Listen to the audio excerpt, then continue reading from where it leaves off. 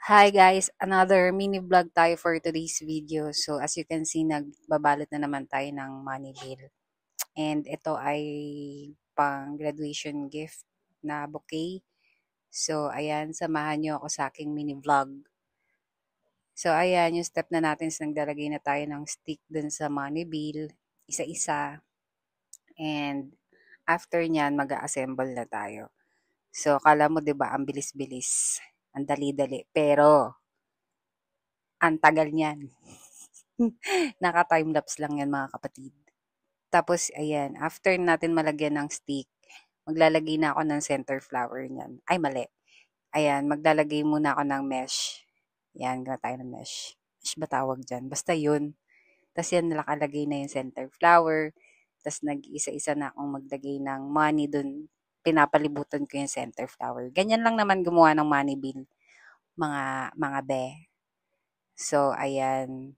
I hope na may makasunod. Yan. Nilagay ko na yung mga mesh. Mesh ba tawag dyan? Basta yun. Tapos, after nyan, babalutin na natin yan. O, diba? Pagka, pagka magbabalot ka, ganyan, be. Tapos, i-align mo lang siya. Yan. Dali lang naman gumawa ng money bill. Money bouquet, I mean. Kailangan mo lang ng time and effort. Ganon. So, kung wala ka nun, meron ako nun, magpagawa ka sa akin.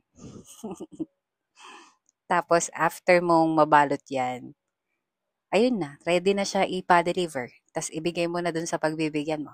Sigurado mo, totoo yun. Pera yan eh. Ganon.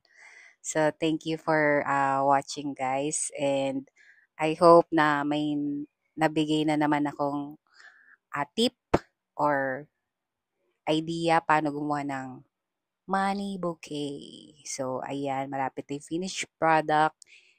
And see you on my next mini vlog. Thank you. Bye-bye.